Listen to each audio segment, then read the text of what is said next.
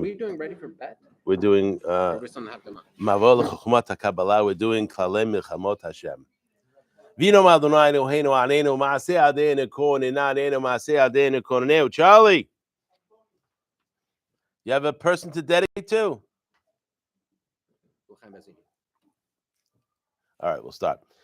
Okay, so we're doing the Klalei Milhamot Moshe, which is a book written by the Ramchal. It's a very short book, but it's an introduction to some of the concept of the Kabbalah, which is important to be able to understand Kalach Pitrei Chochma. Ideally, if a person truly wants to understand Kalach Pitrei Chochma, they're supposed to follow the ladder of the Ramchal. The Ramchal has a ladder.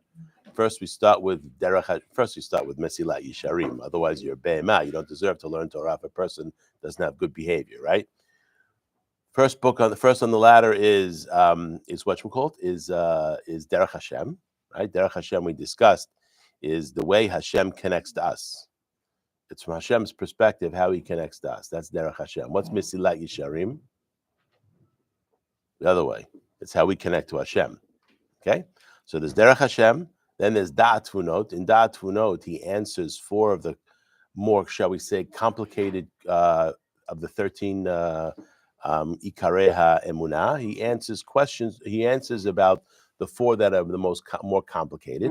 That's in Da'at Funot. After Da'at Funot, then the next book that is recommended is a book called Klalei. It's called Klalim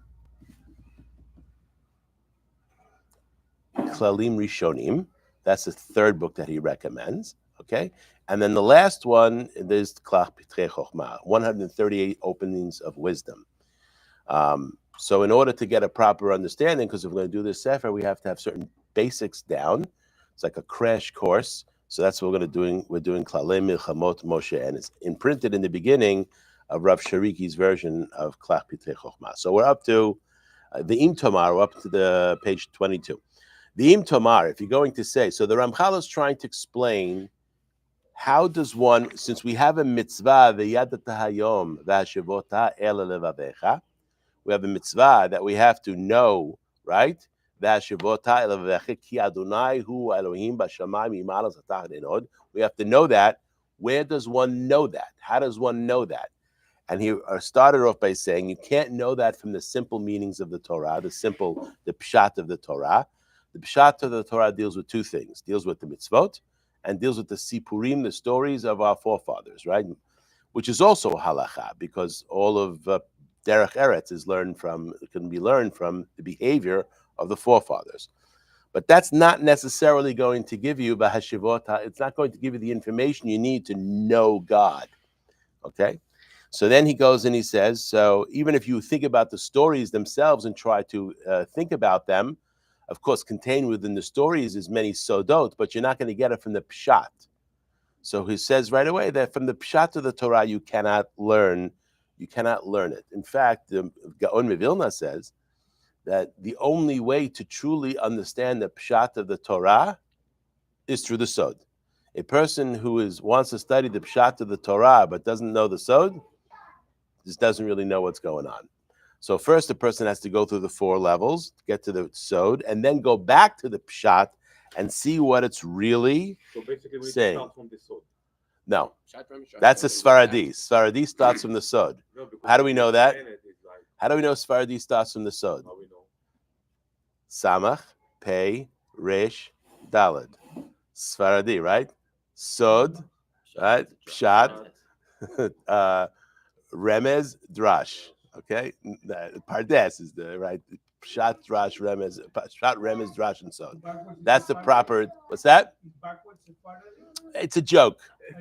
It's a joke. The Sfaradim like to start with the sod, because what's the attraction of the sod? Why is the sod so attractive? Okay.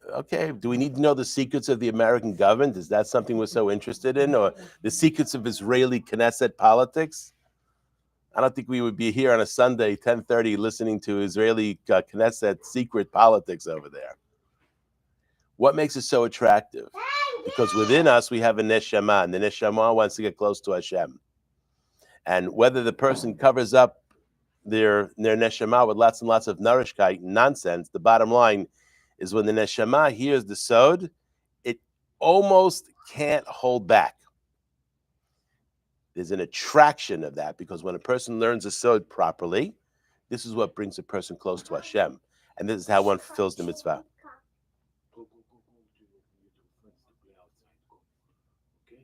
Don't go outside. So you go away if we go away. Okay.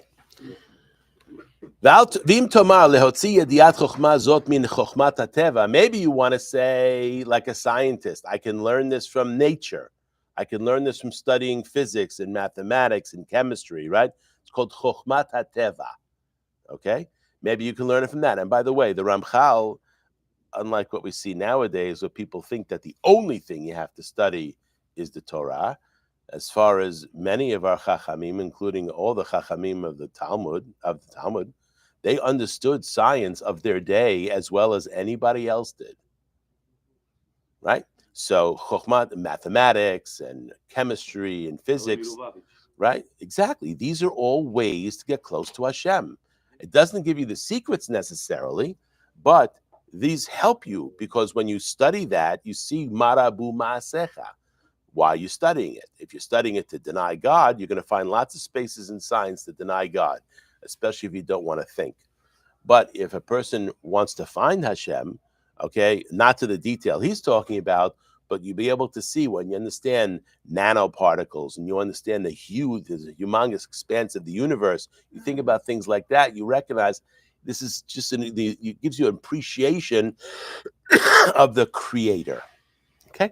So he's going to say now, you want to say maybe you can learn this from the Chokhmat HaTeva. Now he's taking a dig on the Rambam. He's making a dig on the Rambam over here. What is he saying? Like others thought, to call the natural world Maaseh Breshit, right? That's what the Rambam is explaining. Maaseh Breshit is basically the constellations and the stars and all that kind of stuff. Of course, there are many people who wrote about the Ramban that really within inside you can see some of the Sodot that's in there, even in the Yad HaChazakah. But Ramchal obviously doesn't hold that way. He basically says, Eino ken vadai. This is not how it is. Don't even think about it. So if the Ramchal was writing a perush to the Yad HaChazakah, he would say this whole thing that he's saying about Maaseh Breshit, please just skip it.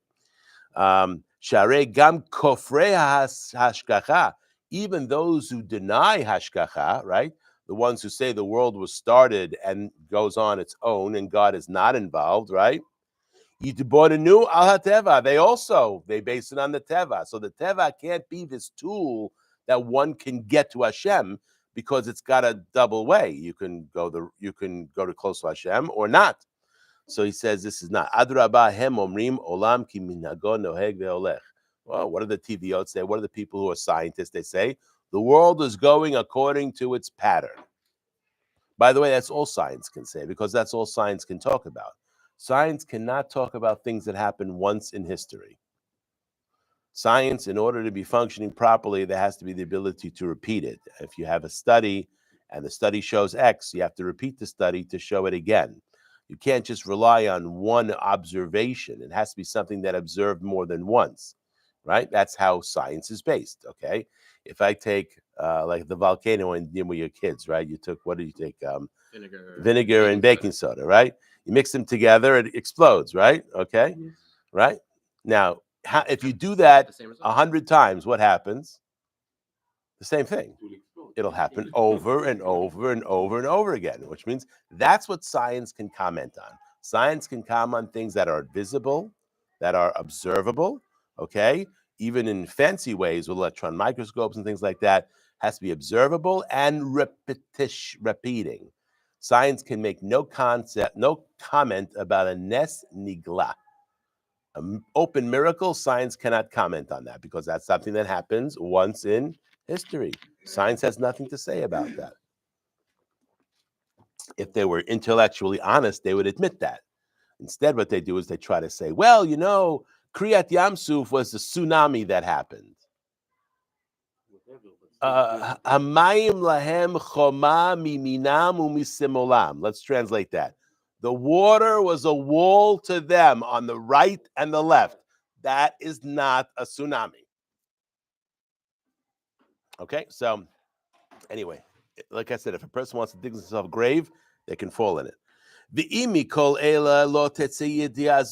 And if from all we've discussed so far, the pshat of the Torah and from the Teva, you can't get to this, what we're talking about, and we have a mitzvah from the Torah.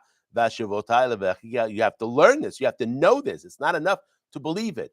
He's going to this because, of course, a Jew believes Ki Hashem ba'aratz mitachat enod. A Jew believes that. That's emunah.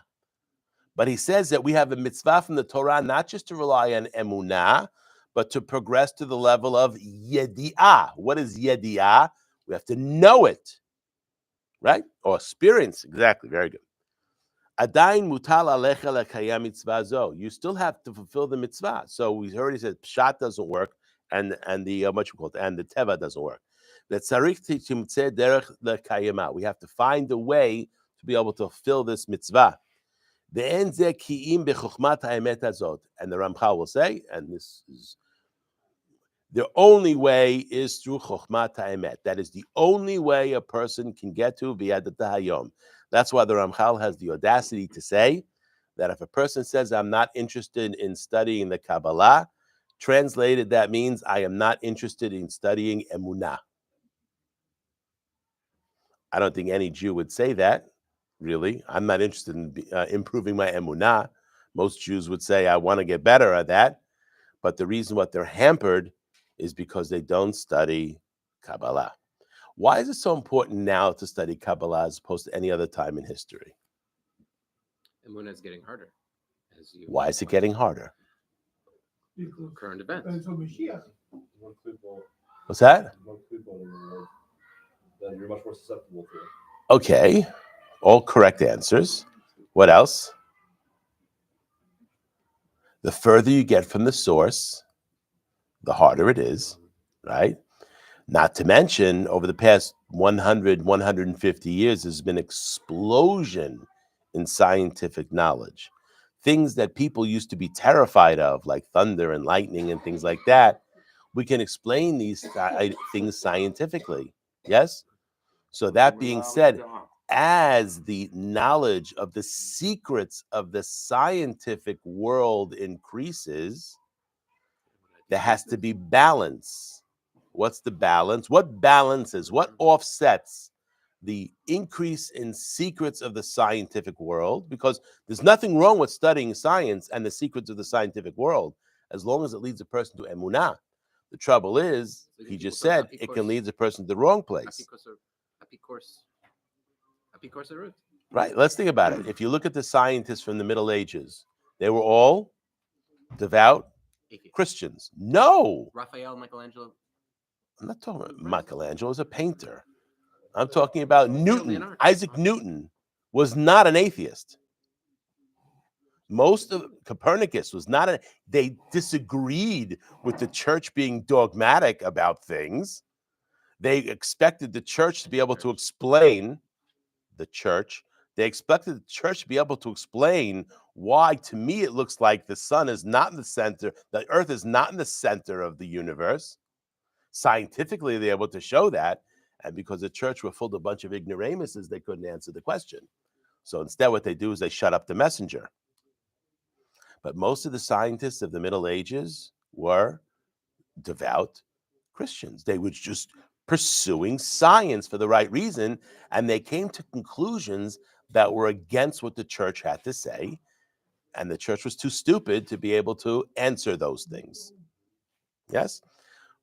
So basically what happened since about mid-1800s or early 1800s, this is the beginning of scientists that are now atheists. This was really I'm not going to say there were none, but most of them were not. Most of them were devout, God-fearing individuals, okay? In the 1800s, that's when they separated themselves from the religious part, and now it's become the domain of the atheists. What? What caused that to happen? I think a lot of it has to do with the fall of the church. Why that happened? Because the end is coming. It's the end of the world as we know it, and I feel fine. The church has to fall, and it will fall. It's been falling for the past 200 years. And it was 10, 15 more. And 10, 15 years? Isn't atheism also an extension of Adon? Okay, go ahead, explain. Meaning one of the goals of Adon is you should show us them. So isn't that Christianity did a good job of that? Isn't this also So Esav, what does it say about Esav? He was kofer ba'ikar, right? He's a kofer. So Esav was an atheist, right? Amalek is also an atheist. How do we know Amalek are atheists?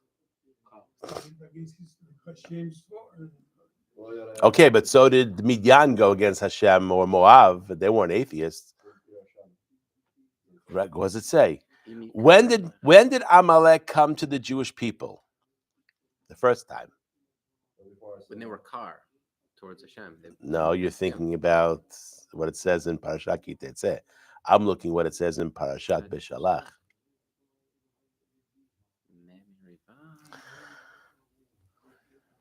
They didn't find water. Give me Chumash. Can you give me Chumash?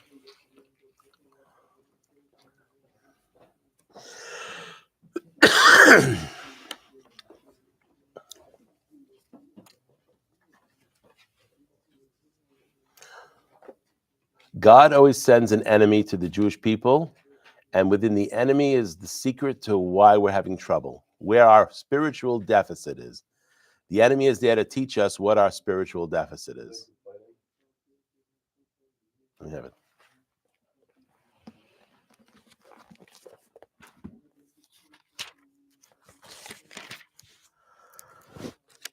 Okay, it says over here.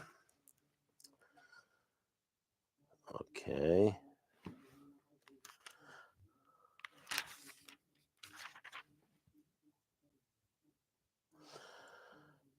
It says, "Vayikra Shem hamakom masa umriva al riv bnei Israel."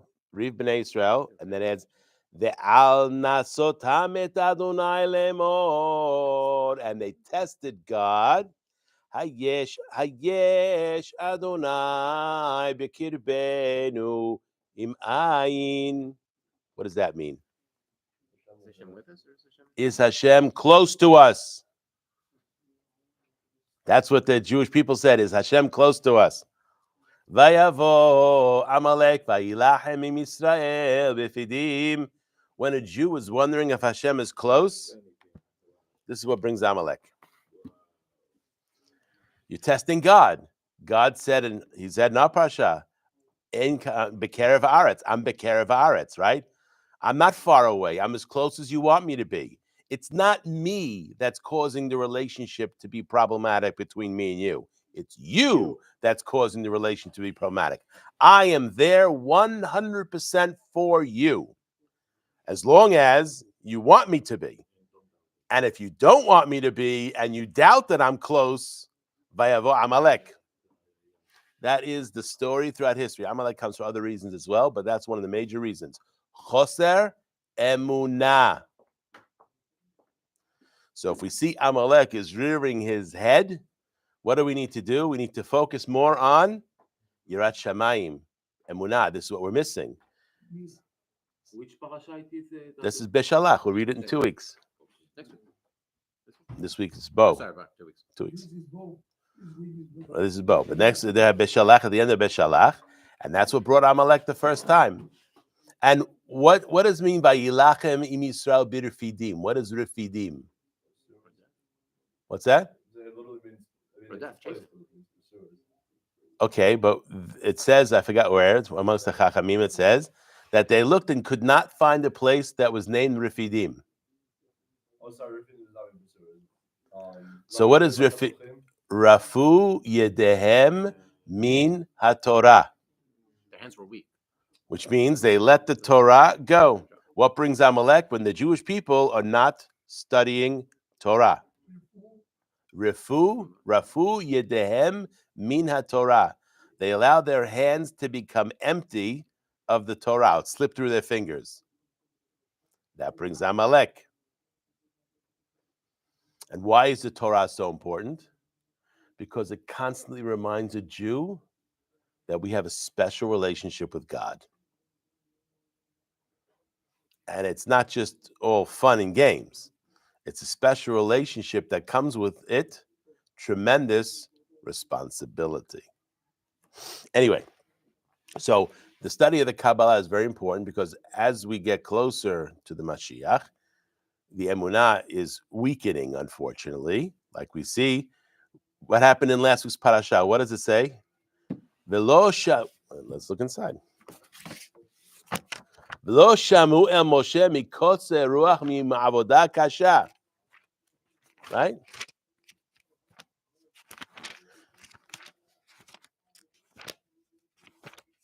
Why should Avodah Kasha stop here? Which Avodah Kasha? What avodah kasha? What is the avodah kasha? What is the avodah kasha that causes kotze ruach? It says right here. 1 second. והביאתי אתכם אל הארץ אשר נשאתי את ידי לתת אותה לאברהם ליצחק וליעקב ונתתי אותה לכם מורשה אני אדוני וידבר משה כן אל בני ישראל ולא שמעו אל משה מקוצר רוח ומעבודה קשה. What's עבודה קשה? Work very hard, That's exactly right. Making the mistake in thinking that the harder I work, the more money I'm going to make. That's called avodah kasha. How do we know that that's wrong? How do we know? How do we believe that that's wrong? Let me keep it easy. How do we believe? Rosh Hashanah, what did it say about Rosh Hashanah? Katsuv! What's Katsuv? The net. That's it. The net is already decided, not including Shabbat and Yom Tov, okay? The net is already decided. So when you're working harder, what are you working on? You're working on the gross, yes? That's it. You don't have such control over the net. You think you do, but you don't. Right? If a God decides a person's net is going to be $50,000 for the year, even if he makes $10 million, his net is going to be $50,000. And he's working very hard for that $10 million, only to lose a lot of money for their expenses and lawsuits and other things like that. Okay? Avodah kasha we do to ourselves by forgetting that the avodah is what takes us away from Hashem. Now, that doesn't mean that we don't work, right? We have to work, but we have to remember something. Avodah is a curse. Avodah is a curse. Not avodat Hashem, that's a bracha. Avodat, other things, is a klalei. When is the first concept of avodah? Of course. When? After he sinned. Adam HaRishon sins, then he gets kicked out of the Garden of Eden, and now he has to work to eat bread. Before that, there was no work involved. The only work was L'ovdah L'shomra. Mitzvot aseh, mitzvot lo ta'aseh. That's the work of a Jew. The work of a Jew is avodat Hashem. Avodah kasha, that's not, working for Hashem is not avodah kasha. If it is, you have the wrong attitude. Okay? It's avodah kala. That doesn't mean it's easy work. But there's a lot of, a person feels good. But we distract ourselves with the good feeling of the cash, of making more money and all this other kind of stuff. And that's a distraction. And that's a distraction. That causes kotze ruach. Oh, I can't go learn. I just got home. I'm tired. How can I go to a class at somebody's house in Palma Vista? I just got home from work at 8 o'clock, blah, blah, blah. All kinds of bubamaises and stories, right? So if a person has the right attitude, okay, you want to work till 8 o'clock, fine. But, it doesn't come out of the Torah learning part, right?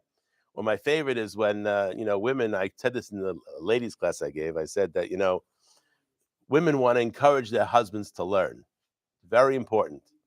If a husband has a girlfriend that's called the Torah, chances are he's not going to have another girlfriend. Because the girlfriend of the Torah is going to keep him very, very busy. Okay, not to mention, the Torah weakens the strength of a man. How do we know that? No. How do we know that? Huh? I don't know the pasuk. How do we know? I'm not answering the pasuk. I mean, from a halakha point of view, how do we know that the Torah weakens the desires of a man? The concept of ona. What's ona? A man, when he gets married, has obligations to his wife. She'era kesuta ve'onata lo yigra, right? She'era is food. Kesuta is clothing and shelter. Ona is intimacy. Okay, the first two, we can understand the Torah commanding that. Why? Because that costs money, right? House costs money. Clothing costs money. Jewelry costs money. Food costs money, yeah? Relations? Last I checked, and we're amongst men over here, we are hardwired for that. It doesn't take much for a guy in that type of situation, correct? So why does the Torah have to tell you, onata lo yigra?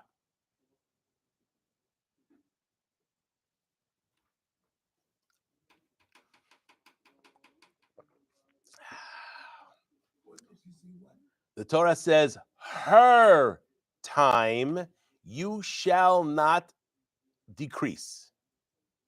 The pre-show? First of all, to recognize it's onata, With Mapim. not Her. onatecha. You, as the man, have an obligation to your wife. She doesn't necessarily have that obligation to you. At least it's not commanded in the Torah, right? So that means that you have to set up the circumstances that allow that to happen, which means, a couple of days before, all that kind of stuff, right? We understand all that. All the married men get what I'm talking about. The ones who are not married yet will figure it out very, very shortly after getting married, okay? So now there's certain ona. For instance, the rabbis tell us that there's a certain ona period, which means a man who works in the city, his ona is the woman who's married to that man, her ona is every night. Why? Because he's home every night. Yes, he works in the city.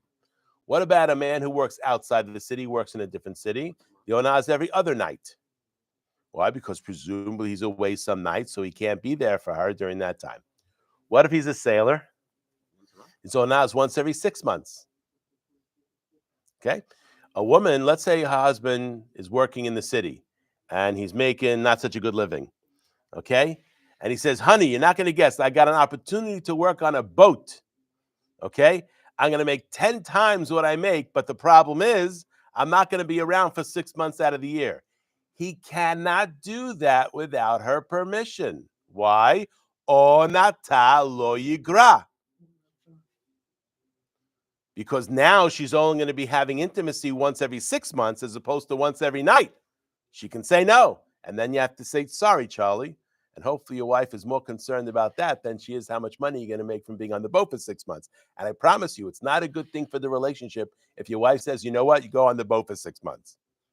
That's probably a very, very bad sign. It's time to talk to the rabbi in that circumstance, okay? If she's happy about that, there's problems, okay? Now, what about for a Talmid Chacham? What's the ona of a Talmid Chacham? Every Friday night, once a week. But what if he lives in the city? No. Still once a week. Why? Because the Torah weakens that desire. So she can't expect him, because part of it, working in the city or traveling, weakens the person, right? So when he's working, when he's learning Torah, that weakens the Yetzer Hara for that particular item. Onata. That's how it's called. Ona shela, onata. How is working on a boat, that's physical labor, that's parnasal labor, weakening it more for 6 months than Talmid Chacham? Well, on a boat he's not, because it's not just that, he's also not around. He's not there. But he's traveling, there's other women around. Yeah, but he's gone for 6 months. How is that weakening his desire so much, though, more than... It's not weakening his desire. He has no access to her because she's home. He'd have access to other women. Good luck with that. That's not a good plan. So we need And last I checked, in the olden days, there were no women on boats. Nowadays we have... Now there are. I'm not saying not. And there's no reason they can't do it. They could do it. Anything they could do better, right? Yeah, the whole thing. Let's see them do boxing better, right? They're going to box with men now. Let's see how that works out. How many women lose their teeth when a man who's going to go? I know that, but let's think about it this way. What about a man who goes into women's boxing? A transgender man going to women's boxing? Because if he would stay in men's boxing, he couldn't win. So he goes to women's boxing, so he has at least a fighting chance. It's olam hafuch ra'iti, and we see the world is getting crazier, right? And that's because I've said this before, I'll say it again, Western civilization is falling apart. It's only a matter of time. Europe first, we're not far behind. Falling apart because it's based on freedom and not based on obligation. The concept of obligation and accountability doesn't exist in Western civilization. Doesn't exist. It's always someone else's fault. I'm going to sue you. Even though I did something wrong, I'm going to sue you. No. What is your obligation? What are you doing? The Torah's perspective is you have no freedom. You have no freedom. All you have is obligation to God. Anyway, let's continue on. So he says over here, did I finish that whole topic there? Okay, yeah. Any questions? It really complicates a lot of things. What does it complicate? What does it complicate? What does it complicate? Well, like when you're talking in terms of once a week, is it once a week for just the man and the woman? Is it once a week for... I think the Torah is only addressing permitted relationships.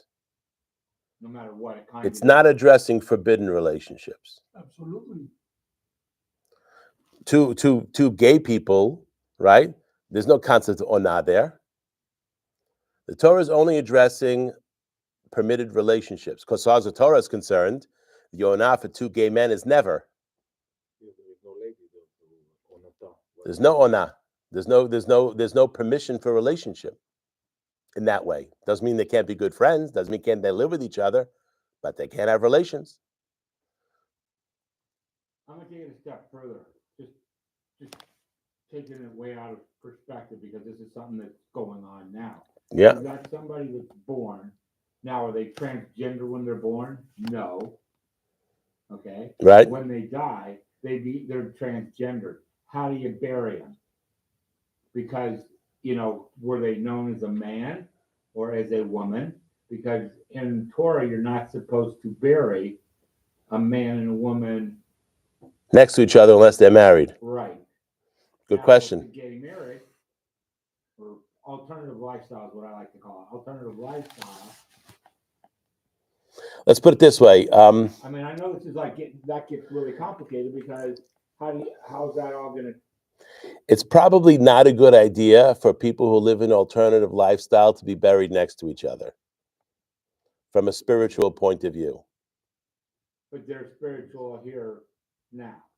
I hear you, but the grave is called the place of emet, truth. Right? There's certain things, for instance, there's a halakha. Many people don't know this, unfortunately.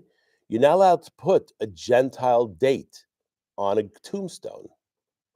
I'm going through that argument now with the rabbi for the same thing. Exactly. I told him, I said, you can't do it. No. He says, no one reads Hebrew. I said, I do. And I read it and I write it. So write it in English of the Hebrew date. You cannot put you can't put... I want to do it in Hebrew and I want to put it in Hebrew. I want to do the whole thing. That's fine, but you can put it... It's not... The issue is not putting it in English versus Hebrew. Obviously, Hebrew would be better. The issue is putting a date on this tombstone that is a Gregorian date. January 10th, 2024. Oh, That... You want to say to that or... That cannot be. Hamavadia says if a person has that on... Person has that in the tombstone, he's supposed to chisel that out. Huh? Supposed to chisel that out. Right. And a lot of people, they don't know this. When they do nektar, they do it with a top versus a tat. Malasot, 100%. But anyway, so I'm trying to interrupt you. that's okay. But the grave is the place of emet. And there's a reason why we don't bury someone's Mehalel Shabbat b'Farhesia next to someone Shomer Shabbat. They're both Jews, okay? I mean, well, technically they're both Jews, right? But we don't bury them together because that's the place of Emet, and it's not good for the person who's Shomer Shabbat or for the person who's Mehalel Shabbat. To be buried even next to Talmid Chacham. Yeah, absolutely. Yes. Yes, we want people who are Torah learned individuals should be buried. Obviously, their wives are also Torah learned because she let them go learn all the time, so she gets all the schar, right? But they want to be buried together. You see in Masechet Brachot that the Ruach is speaking to each other, and it's really, And the Masechet Brachot, it's powerful stuff.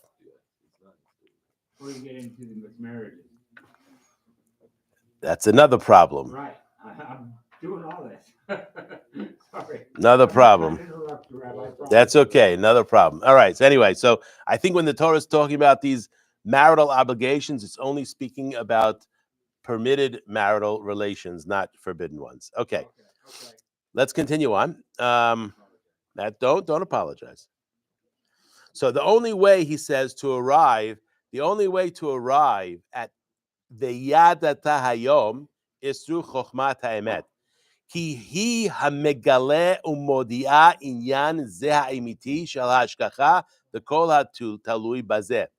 Because it's only the wisdom of the Kabbalah that is revealing and instructing, modia, from the word yedi'ah, this true item of hashgacha and everything that's attached to it, which means the only way a person can arrive at an understanding the Yadat Hayom ki Adonai hu Elohim en od is through the Kabbalah. Emunah, you don't need the Kabbalah alone. You cannot have the Yediyah. Amazing. 100% it's amazing. And it's even become more, like we said, to learn it now, it's even more. V'hi todia yichudo yitbarach shemo, and through the sod, you learn what it means, the yichudo, the yichud of Hashem. What's that? The uniqueness of God, that is one, but unique in his oneness. I'll give you an example, okay? I am one man. Anybody disagree with that? No. No. But as one man, I have two eyes, a nose, and one mouth. My one man has lots of parts. I have two arms, I have two legs. And then if I go even deeper, let's say I take, inside, there's organs, there's a heart, there's a liver, there's kidneys, yeah? And then as I go even deeper, the heart is made out of cells, muscle cells, yes? And then you go in deeper. As the more you dig down, and anything that's made out of matter, the more you see it's full of pieces, right? Matter is broken and broken and broken and broken. The smallest particle we know is only the smallest particle we know because we haven't been able to break it anymore. Yeah. Correct. Well, I think there's actually smaller now, neutrinos and things like that. We didn't get to the neshama yet. Hold on a second. So the oneness that is me, even though I can be referred to as one, is nothing in comparison to the oneness of God. Because the oneness of God is a unique oneness that it has no parts. It's all one. 2.4 billion people in this world think they're monotheists because of this concept, because they don't understand this concept. Incredible. They read the same book we read. They read the same verses, unfortunately, translated. Okay? And they come to a conclusion 3 and 1 and 1 is 3. It's complete nonsense. It's an insult to the unity of God. What we have is something called pure monotheism. There is one God and he's unique in his oneness. That is not something you can understand clearly without the Kabbalah.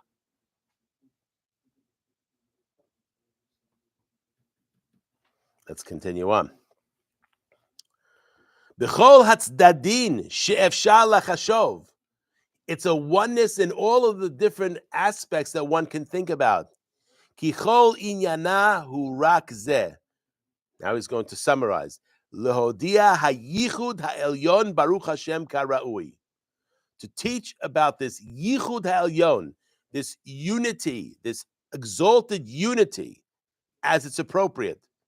Ulohodia shekoma shehaya v'shehoveh v'sheyeh, and to teach and to know that everything that was and everything that is and everything that will be, hakol mushkach meito, everything is relying on him, behashgacha pratit, with a providence that is individual. That's very different than the Rambam. Very different. Rambam says the hashgacha pratit for every human being on the planet regarding animals is hashgacha klalit, or there's a hashgacha on the species. That's not what he just said. What he just said is hashgacha pratit, and everything that was, and everything that is, and everything that will be.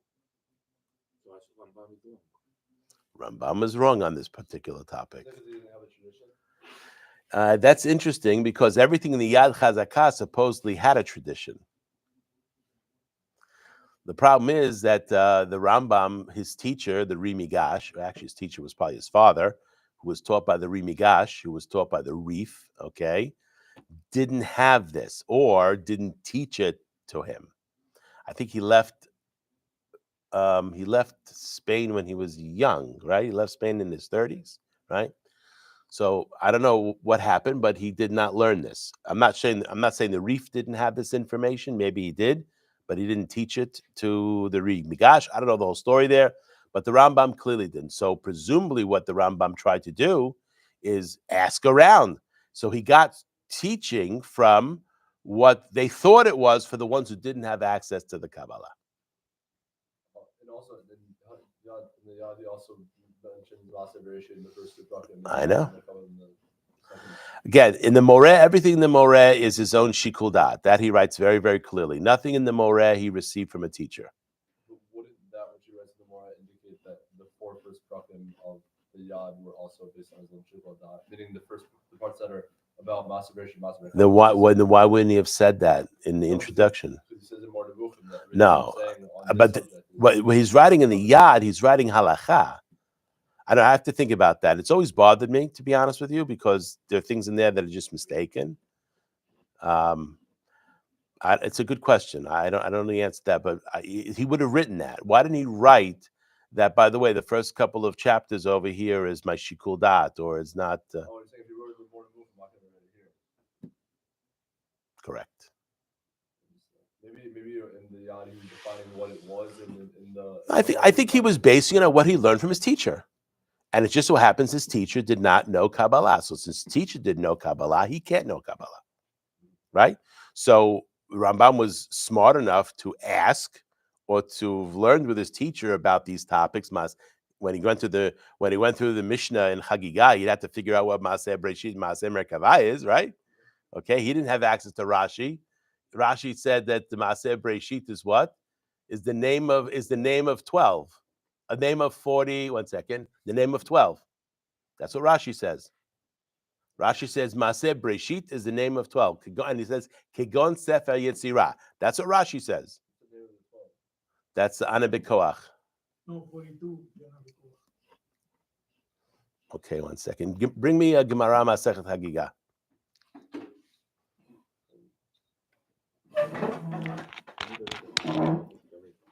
It is 42. You're right. Let me see.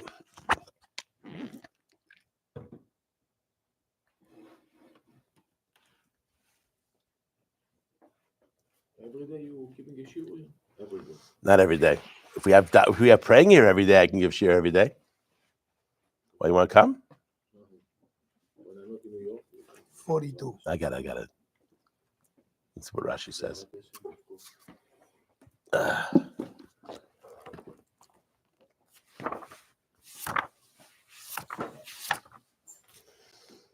Okay.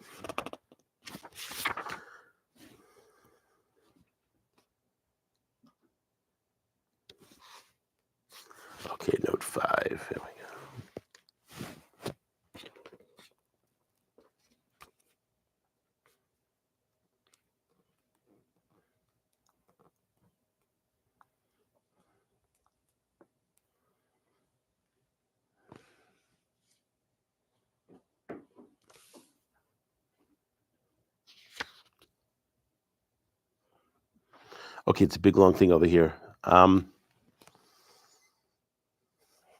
It's the name of 42, but it's the name of 42 as it's learned. Where do we learn the name of 42? Ana Bet Koach was written based on the name of 42.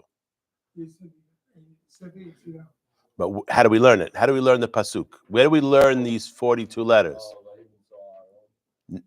No, not that I know of. I think we learned it from the first 42 letters of Breshit. But yeah, there's all kinds of, you look at the Pardes Rimonim, he's got a whole section where he discusses all the different tools they have to use to darshan out how the letter Bet turns to a letter Aleph. I don't know if Rashi had all Kabbalah, but I think he was knowledgeable, but he chose not to reveal it. That's all. But Rashi knew Sefer Yetzirah. But why so many Gdolim are against it to spread the Kabbalah into?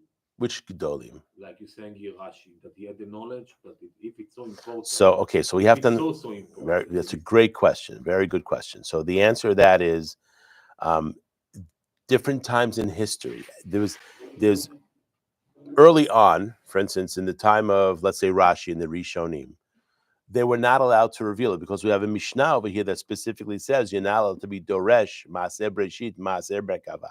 You're not allowed to be Doresh it in public, right? Arayot, only 3. Maaser Breshit, only 2. And Maaser Merkava, only 1, which means you're supposed to have a 1-to-1. Because what happens is when there's multiple students, someone could be, dozing off. He says something, he misunderstands something, it could be catastrophic. So in the time of the Rishonim, they were not allowed to reveal this publicly. So what they did is they wrote in their books ways that only people who knew the secrets, only people who already knew, could understand what they were talking about. Everybody else would be lost, right? Well, it wasn't written in code. It was written in a way that if you didn't understand the terms, you didn't know what it was talking about. For instance, everybody here reads English, right? If I bring out a medical textbook and start reading chapter from a medical textbook, most of you won't know what I'm talking about, correct? Why? It's English, right? But you don't understand the terms. That's the same thing about the Kabbalah. There's terms. You have to understand what something means. Just because it says X, Eretz, so it's Adama. What does that mean in the Kabbalah? What does Eretz mean in the Kabbalah? These are different, it means what it means in Pshat, but has deeper meanings. So if you look at the Ramban's Perush on the Torah, he'll often basically explain, first he always brings Rashi. Many times he agrees with Rashi. Sometimes he disagrees, and he'll say why he disagrees. And then he'll sometimes say, the exact term he uses is Chochmat Emet, or something like that. He'll bring something, say 2 sentences, and then it says Ve'mevin Yavin, which means if you can't read those 2 sentences and understand what he's talking about, stop right there, just move on. It's not for you. Okay? That's how the Rishonim wrote. In the time of the Ari, which is around 1550 or so, there was a revelation of the Kabbalah. It's not that it's new, but he was permitted to reveal more than anybody had before. Ramban was not permitted to reveal certain things, but the Arizal was permitted to reveal. Ramchal was another level of revelation, right? As we get closer to the Geula, it becomes more imperative for Jews to be studying the Kabbalah. So now is different. So while this Mishnah is saying, again, everything we're talking about here Depends on the time. is all written in a book, So it's not like I'm here sitting there with no book in front of me, and you're just relying on what I'm saying, and I could be saying Bubba Mises, right? There's a book I'm looking at, written by a very well-established author. So if Rabbi Moshe Chaim Luzzatto was here b'chvodo v'aratzmo teaching us, this is what he could teach us. So books, as many have written, that as long as it's in a book, a reliable author, obviously, that can be taught. Because when the person is writing, he has to be very, very, and the Ramchal was very careful. Just like the Rambam was careful, it says about the Ramchal that just like the Rambam is to the Nigle, I don't think anybody, not just my opinion, I don't think anybody organized and wrote the Nigle better than the Rambam. Nobody. Okay? It's not always the halacha, but if you want to see a topic and you don't want to go to the Talmud, you go to the Rambam. And then you go to the Rishonim, you go to Shulchan Aruch, right? Or you buy Steinsaltz Mishneh Torah, which brings the Shulchan Aruch in there. So My favorite way to study halacha is when I don't have a lot of time, Rambam, Shulchan Aruch, Kaf HaChaim, or Chacham Ovadia. But the Rambam organization, he was a master in organizing this huge thing called Torah Baal Peh, Nigle, into 14 books. The Ramchal did that in the Sod, like no one else did. Even the Arizal, even though the Arizal didn't write anything, everything was written by Chaim Vital, yes? But the order is not exactly, it's misudar from his perspective, but not so easy for someone to follow that order who's not already shall we say, in it, okay? You still need a teacher. If you're going to read the Etz HaChaim, you need a teacher. So in our generation, there is no secrets, basically. We can Oh, study everything. There are secrets. There's things we're not allowed to, we can study, but we can't do. For instance, there are three different types of Kabbalah. One is Kabbalah theoretical, one is the meditative Kabbalah, and then one is the practical Kabbalah. It's sort of the theoretical, metaphysical. I'm going to tell you. Theoretical, then there's the meditative, and then there is the practical. It's the exact opposite of the nigle. For the mitzvah, the lowest level of the mitzvah observance is what? The action. The next level above the action is the speech that's involved in the mitzvah. And then the higher level of the mitzvah is the thought. Yes? Yes. Kavanah machshava, right? And then re'utah deliba, which is the highest level, the actual ratzon, the fact that I love doing the mitzvah, that I'm not just doing it because I have to, right? That's called re'utah deliba. Those are the 5 levels of mitzvah. But if you think about the first 3, it starts off with the practical, then the next higher level is the speech, and then the higher level is the thought. In the Kabbalah, it's the exact opposite. The lowest level of the Kabbalah is the theoretical, which we're discussing now. Kalach Pitrei Chochmah is the theoretical Kabbalah. Is what does it mean? What are the terms? What's being referred to? What is the mashal? What is the nimshal? That's called the theoretical Kabbalah. Then there's the next level up. What's the next level up? The meditative Kabbalah. What is the meditative? I'm going to tell you what meditative. It's tefillah. It's kavanot, right? What's that? Now, there are many rabbis who wrote different meditative techniques in the Kabbalah. Rav Mocha was big on this, okay? We're not allowed to use those because they're all using names of Hashem. And if you're not properly spiritually prepared and at the right level, it causes more damage to the soul than it can cause benefit, okay? So the only meditative Kabbalah that we're allowed to be involved in is the Siddur. But if you look at a Siddur like this, unlike an art scroll, which is a Siddur without Neshama, this is a Siddur that has Neshama. And his is even more. Because when you open up the Siddur, you see the small print. Yes? Open up any Siddur, you see the small print, right? Now, when you sign a contract, is the small print important? Right? Of course. You don't read the small print, you get yourself in trouble. Small print, you're in a problem. Yeah. Okay, so in the Siddur, right, there is the big print. That's, when you're rushing, you got to go places. But then there's the small print. You want to look at the small print and learn. I mean, this is a book we use 3 times a day, 365 days a year, right? Look at the small print and learn it.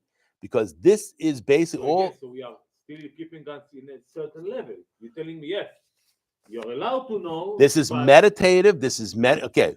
We are obligated to pray every single day, 3 times a day, right? For rabbinically, yes? Is it allowed? I thought we were obligated. No, we are obligated to pray 3 times a day. Yes. Through the prayer, one can meditate. And that's what prayer is. It's meditation. Yes. But what are we doing? We meditate with inside the Siddur. There are kavanot that are in the Siddur, and those we're allowed to do. If we weren't allowed to do it, they wouldn't putting it in the Siddur for the masses. Okay? That's the meditative. And then there's the level called the practical Kabbalah, which maybe 1 or 2 in a generation so do. the meditative, the mekubalim, that they're doing kavanot. Yeah. They're doing kavanot, which means they prepared themselves properly. And then they are, Yes. and then So it's all this- based on the names So of at this Hashem. level, every Jew shouldn't get unless he's not pure and clean and whatever. Right? It requires a lot of preparation. That is correct. Okay? Otherwise, it's dangerous.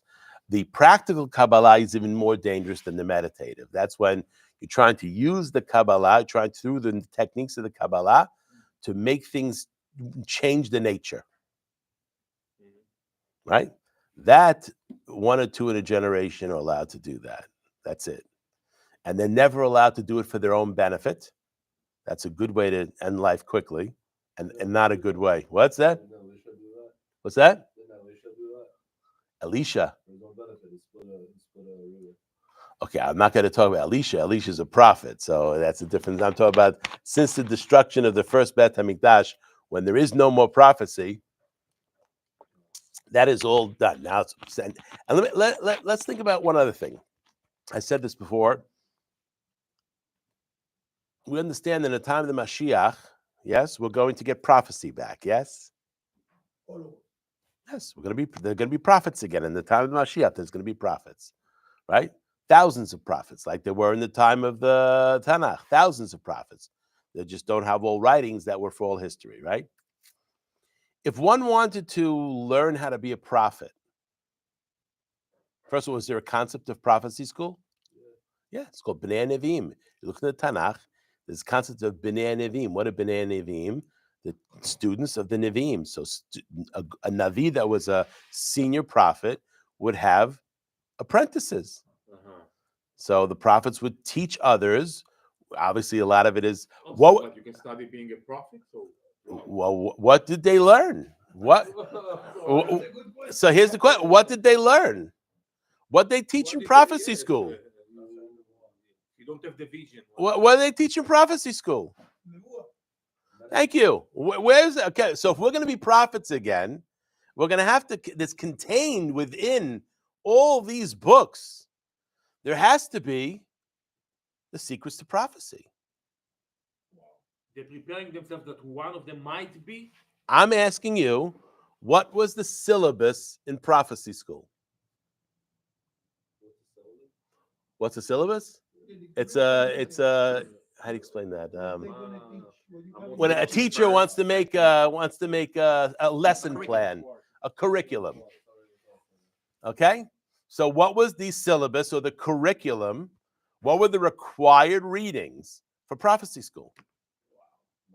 Pardes, Sefer Yetzirah, Pardes Rimunim. Okay, you open up Sefer Yetzirah, you can understand a word it says from the But state. that's their That's final. like advanced. That's like Well, if you started- that's third year of prophecy school. You I'm started asking Pardes. first year prophecy school. What is first year prophecy? Mesilat Yesharim. That's first year prophecy school. Why don't you start on the Torah? Pardes. Start with Pshat. No. Remish, Drash, Sod, and go. No, back. because that's regular school. That's That's a rabbinic prerequisite. school. Rabbinic school, they do that. What do you do in prophecy school? We start Mesilat Yesharim, but it's not just reading it; it's living it. And the person is only allowed to go into the next year, second year of prophecy school, when he gets to the 25th or 26th level of Mesilat Yesharim. It's 10 levels, but there's 26 chapters. When you get to the 10th level, then you can go to prophecy school, which means it's all working on one's character. Right? Now you finish Mesilat Yesharim, you take a test. That's not a test, that's a written test. It's a behavioral test. Okay? Now you go to second year. What's the second year? Derech Hashem, Da'at Tvunot. Second year.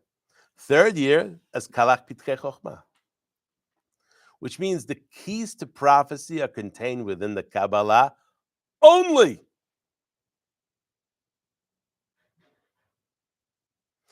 Let's say you said, I want to find in the Gemara, where are the keys to prophecy?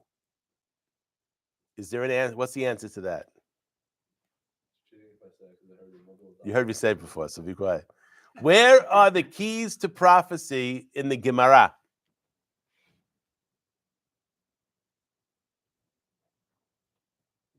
No idea. The 9th chapter of Masechet Brachot is a very good place to start. When they go into the Pardes, they go into the. What's it talking about there?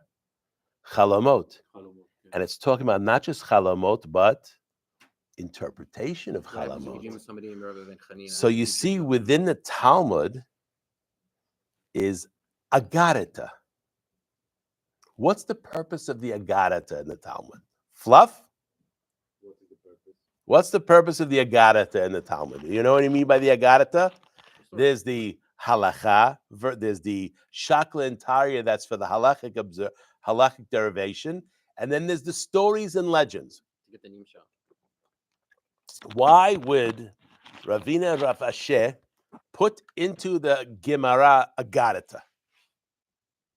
To learn Mashal and nimsha. Why, Rabbi? Meaning what? You learn midot, learn. Contained within the agarita is the secrets to prophecy.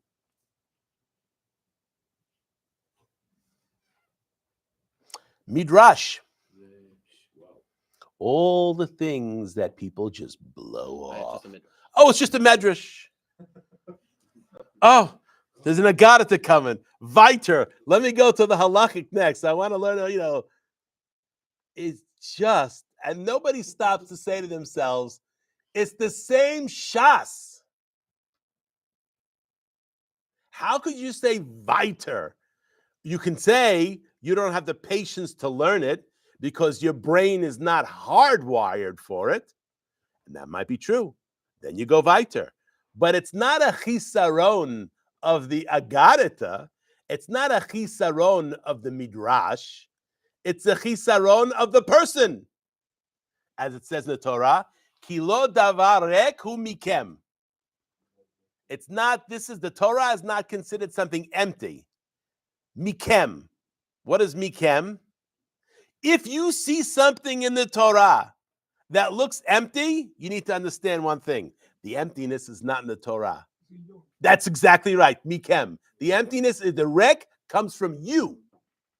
So when I look at something in the Torah and I can't understand it, You're not wired for it. if I'm an arrogant person, I'll say, you know what, this is nonsense. And that person will never be able to learn. Whereas if I see something in the Torah, I don't understand it, I say there's something missing in me. What do I got to do? Hashem, what do I need to do to be able to understand this better? They do that when there's a complicated Tosafot. There's no question about it. When there's a complicated Tosafot, they spent a day or two on it. They can't figure it out. Please, Hashem, help me to figure out this Tosafot. And lo and behold, what happens? They figure out the Tosafot. Halavai, they should do that also when they get to an agarita. What is this? Please, Hashem, help me to see what this agarita is talking about. But again, so we have the sod, which is contained within the midrash.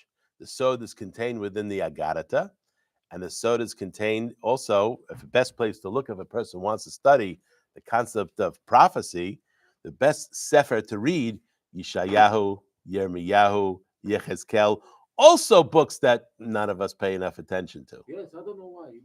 Don't know why. I don't know why either. It's like not, yeah. You know why? I do know why. You know why they don't teach it? Ask your son. What books did you learn in yeshiva so far in Tanakh? Yoshua, Shoftim, Melachim Aleph, Melachim Bet. That's it. What grade are you in? 11th grade. Next year they're going to teach Yeshayahu. They're just going to go into something else. Why do you think they don't teach Yeshayahu? תגיד, אני לא מכיר בשביל להגיד לך, אתה מבין מה הבעיה? You know the answer? I mean, I just saw him just saying something that I heard. But I Good. Really interesting. You know Rav Mazuz? Yeah. So I saw quoted in the Sefer, he quoted the Chidah, that says that the way the Sfardim used to do it is from 5 to 10 they learn Tanakh, 10 to 15 Mishnah, and then 15 to 18 they learn Gemara. And it seems that they continue doing that until they sort of like started mixing with like the Ashkenazim. And the Ashkenazim, they also used to do it, but later on they stopped because due to a misunderstanding because of the Rabbeinu Tam that says that you don't say your obligation with learning Torah if you just learn Gemara. But I've seen another Rabbeinu Tam that says I'm speaking about only somebody who has filled his stomach with Mikra and Mishnah beforehand. It's a mifurash Mishnah. Ben Hamesh lemikra. Ben Eser lemishnah. Ben Hamesh Esre letalmud. It's a mifurash Mishnah. It's in Pirkei Avot. Okay? You know why they don't teach Yishaya in high school? Because the teachers don't know how to teach Yishaya because they don't learn it. How can the teacher teach something? And what makes Yishaya and Yirmiyah and Yechezkel so much more difficult than Yehoshua, Shoftim? I mean, those are not complicated. It's a lot of facts and miyamaro me's and all that kind of stuff they can get you on, right? What makes the first part of the Nevi'im so much easier than all the Nevi'im after? Yirmiyah, Yishaya, Yechezkel, Yirmiyah. What makes them much harder? Yishaya is all poetry. That's correct. It's poetry, which means what? Aramaic. I'll give that's only Ezra and Daniel. Poetry, and poetry is mashal and nimshal, which means it's not everything is what's written is exactly as it seems. It requires a deeper type of learning. But there's another very challenging item when a person's studying prophets. They are not in chronological order. The prophets are not. No. You know that? What is Yeshaya's first prophecy? Chapter 6. How do you know? Because it says, Hashem came to me and he touched my mouth and I started to speak and whatever. Kadosh, Kadosh, Kadosh. That's Yeshaya's first prophecy. What about Chazon Yeshaya ben Amos? That's not his first prophecy. Why is that chapter 1? Not chronological. Because it's theological. The order of the prophets is theological order. This is Rabbi Tovia Singer, by the way. One of the best teachers of Tanakh I've ever heard. And it's all in the context of eating Christians for lunch and spitting them. Rabbi Tovia Singer. And it's all in the context of eating Christians for lunch and spitting them out for dinner. He's incredible, okay? His knowledge is just of the New Testament and their books. But anyway, Yeshaya, he gets a lot, by the way. He says this in one of the videos. I don't remember which one. Who is his favorite Mefaresh for the Tanakh?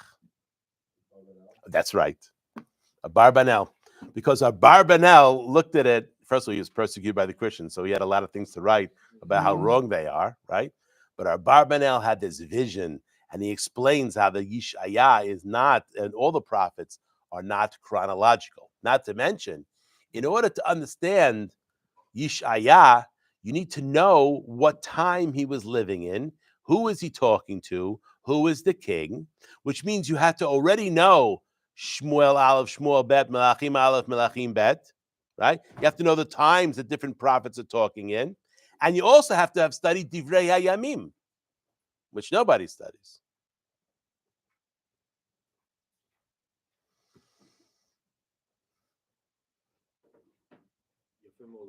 Huh? I'll give you one of the Yesod, then we'll just finish this paragraph and finish up. We understand the Torah is there to teach us the mitzvot, and basically is the blueprint for everything, correct? What is the purpose of the Navi, including Yehoshua Shoftim? What is the purpose of what also makes the prophets hard to study, especially a prophet like Yirmiyah? They need to know how to convince, no? What's that? Need to know how to convince, how to approach the people.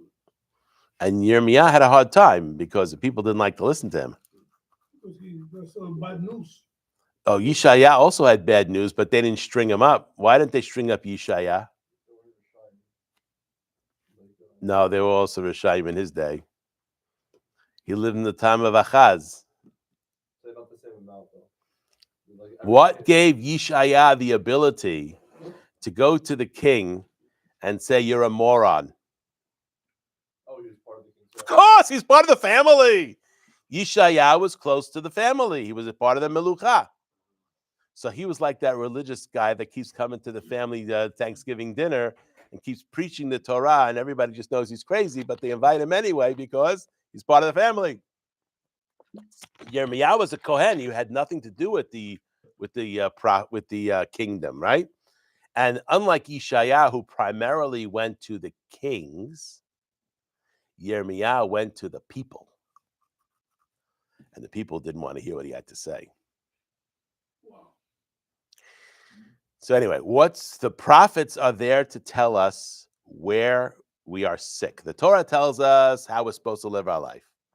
The prophets come and tell you, you're not feeling well? Let me explain to you why you're not feeling well. Because you didn't do this, you didn't do this, you didn't do this, and you didn't do this. Not everybody wants to hear that, right? But that's the prophets.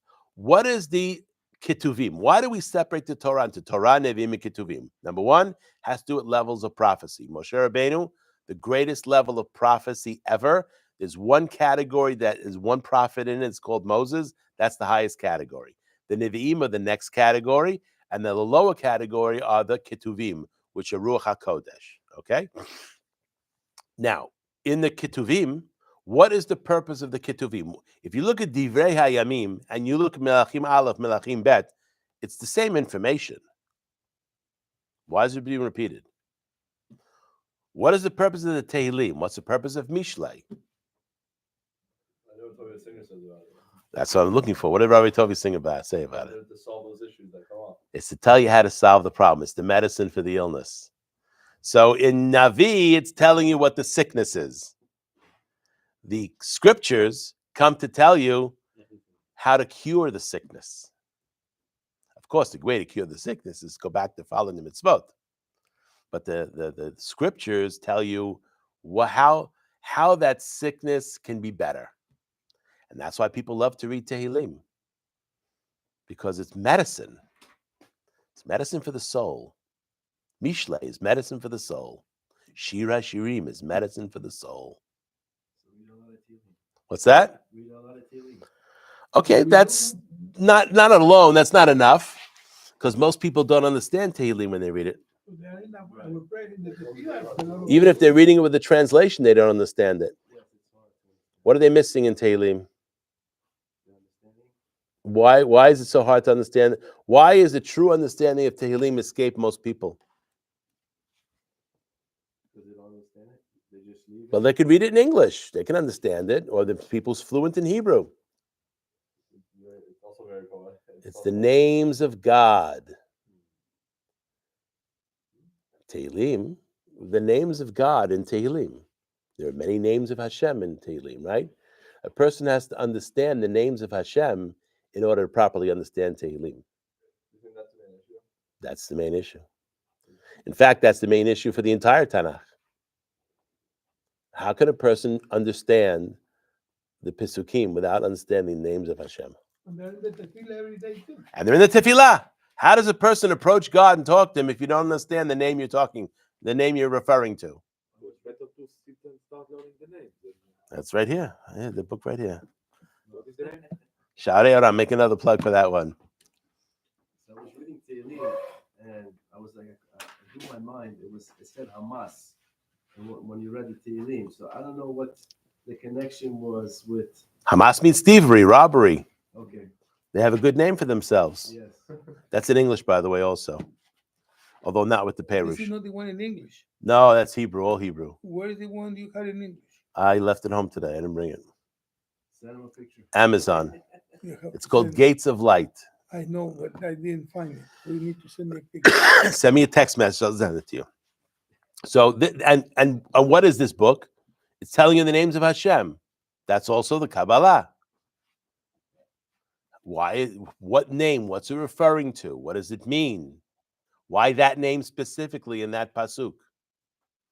That's all things we need to do in order to properly understand the holy works that we have for ourselves. Okay, so he said the whole purpose is Leodia Yichud Elyon Baruch Hashem Karaui, to tell us about the Yichud HaElyon, meaning the exalted oneness of God. Yes, everything that was, is, and will be. Everything has hashgacha pratit. And to explain what is hanhaga,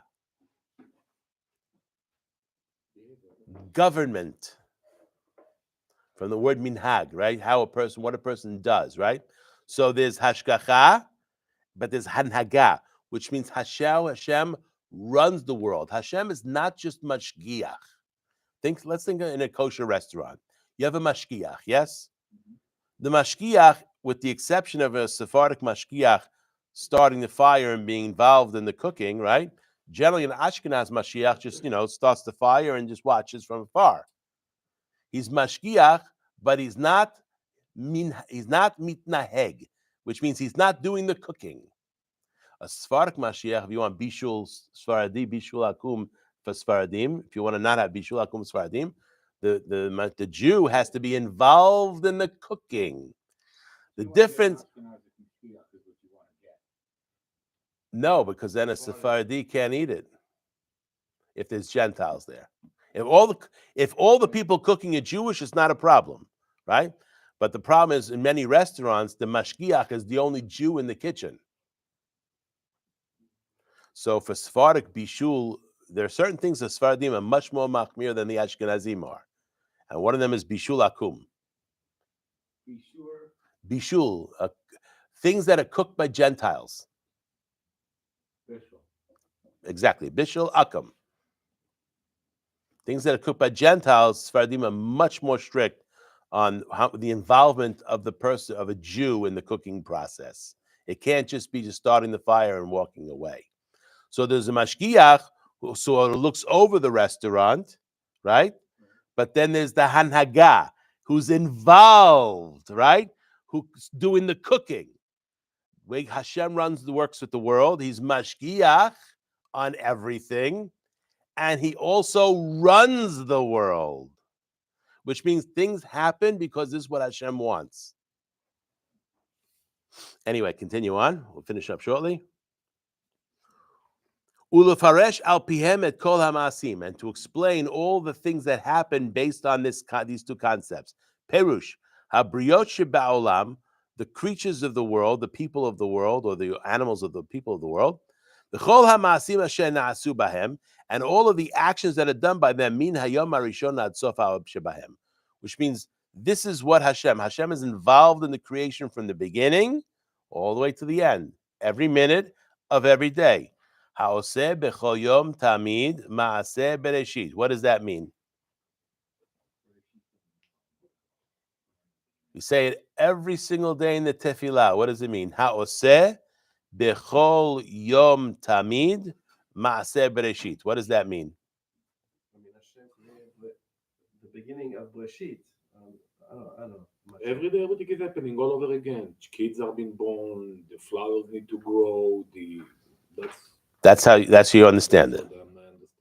Okay. What is Maaseh Breshit? If I just tell you right now, Maaseh Breshit, what do you think to yourself? Creation of the world. The whole world. Every part of the world, right? Ha'oseh bechol yom tamid Maaseh Bereshit. Let's take it to the next level. You were nervous to go to the next level because that's going to make some questions. Every single minute of every single day, Hashem does Maaseh Bereshit, which means what? The world is being created over and over and over again. Now, how do we understand that? I know. That's why we had to explain. The Ratzon of Hashem, the beginning of the creation of the world, required God to have a Ratzon to create the world. As it says in the Sfarim, Allah birtzono. It went up in his Ratzon to create a world. That's step one.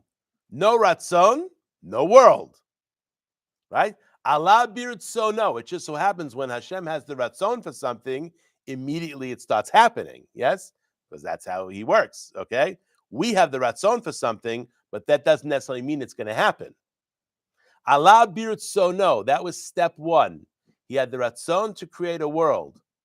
That Ratzon, every minute of every single day, is Allah birtzono. Which means if the world is still here now, it's because it's the Ratzon of Hashem for the world to still be here. What would happen if, God forbid, Hashem would remove his Ratzon for the world to exist? It would cease to exist instantaneously, like waking up from a dream and it just disappears. Right? And not just for the world. What are we learning here? Hashkem is mashgiach, and he's running everything in the world. So this book and this table is here because of the ratzon of Hashem. It's not just a ratzon that's encompassing the whole world. It's a ratzon that is specifically on every single item in the world. Which means if his ratzon was there, this table could disappear. That table would still be there, and all these books would fall to the ground. Wow. Everything depends on his ratzon. Correct. And that's why we call Hashem by the name Makom. Ever wondered that? Ashkenazim in a shiva house. What do they say? Hamakom yenachem etchem betoch sha'ar avelei Tzion beYerushalayim. Sfaradim do it easy. Tinucham min hashamayim. 3 words, done. No tongue twisters, no nothing. Okay? Why do we refer Tinuchamu min hashamayim? That's what we say. You should be consoled from heaven. What is it again? I'm sorry. Tinuchamu min hashamayim. Never heard of that. That's what I was asking. All right. That's what we're here to learn. So the Ashkenazim say Hamakom. Now again, we do it as well. Why is God, one of the names of God, Hamakom? Let's translate loosely. The place. Anybody have a theological problem? What does that mean? Anybody have okay, let's identify the theological problem. When we refer to God as the place, what's the problem with that? Place. He's everywhere. He is the place. Place is physical. What does that mean? Like he's everywhere. All the physical, everything. He is the makom. So we're not That truly, contain everything. very good. We're not truly understanding what the word makom means. For instance, this book is on this table, right? I can say that the table is the makom for this book. Correct? Yes. Okay. And because we're most of the time dealing with physical objects, we don't realize that the word makom has nothing to do with physicality. The table happens to be physical, and it happens to be what's holding this book in this place in space and time. Yes? When we refer to God as Hamakom, what are we saying? God is the cause of everything that exists in physics, in space and time. That's what we mean by Hamakom. Also, makom has to do with the word which is like makim, to establish. Okay, fine. 100%. He doesn't just, he's not just a place for it. He causes it to be in existence. So makom, and if you think about makom is masculine or feminine? Masculine. No. Mekomot. Mekomot, yes. Wow, I'm correcting an Israeli. Holy moly. Miss Haramati, if you could see me in heaven now, you'd recognize I did learn something. So makom is feminine. Why is that important? God, what'd you say? God's what? Referring to God as feminine and masculine, he's both. It was neither. There are ways he interacts with us in a feminine way, and there are ways God interacts with us in a masculine way. I don't know about that. When he interacts with us in a masculine way, he's giving to us. When he interacts with us in a feminine way, he's receiving from us. I don't have to explain to you why male and female, males give and females receive. So we got that straight? Okay. Yenachem is masculine. Good. Okay. You're not saying Amakom tenachem otchem. Good. Very good question. Why? I don't know. You have to ask Ashkenazim. We don't say that sentence. We don't make that sentence. Ask Ashkenazim. Wanted to have makom tenachem etchem. But let's understand the word makom. Place. but it's feminine, right? Maybe it can be masculine too. You want to say? How mekomim? Why? Yeah, it's okay. But you have a Get good after. question. No, You have a but good check. question. Hamakom yinachem. It should say hamakom tinachem. Tinachem. You're right. I know it's a good question. Why? What's the concept of the feminine? To receive, yes. In order to receive, one has to be open to receive, yes. Generally, the more empty something is, the more easy it is to receive, right? If it's already full, it can't receive. Okay, so the first aspect in the creation of the world, we discussed this in a previous class. What was the first aspect? Allah biritzono, right? He came into his ratzon to create the world, and what did he do first? What was the first aspect of creation?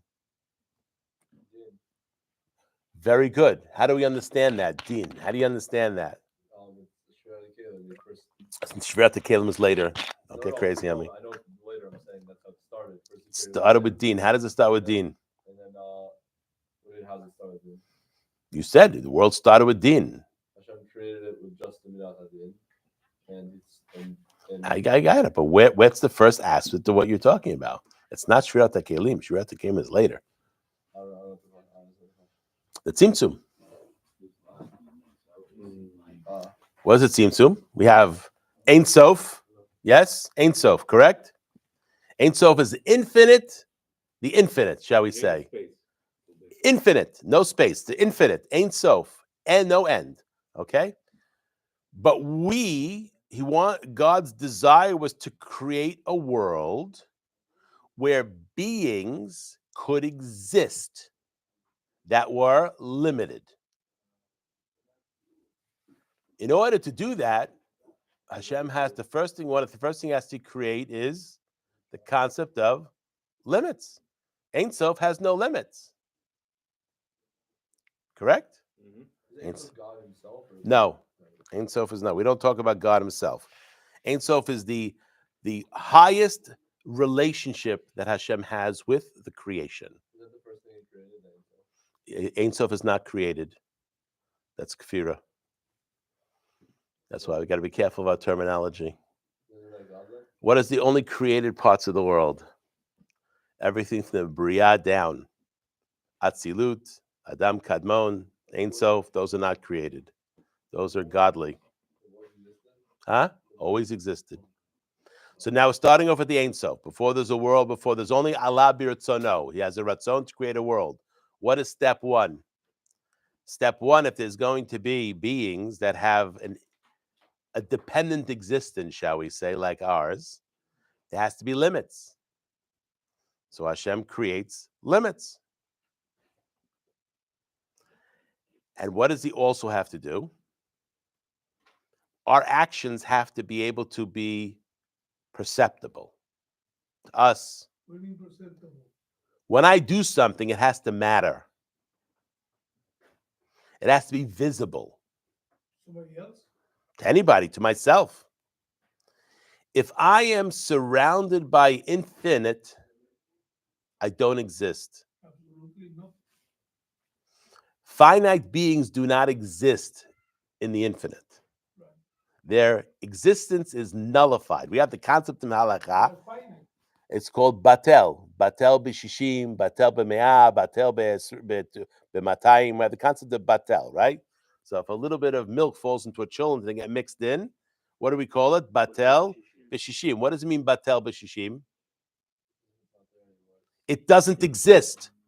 Milk molecules are still in there, but halachically, they don't exist.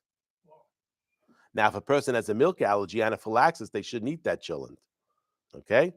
But from a kashrut point of view, it doesn't exist. That's called batel.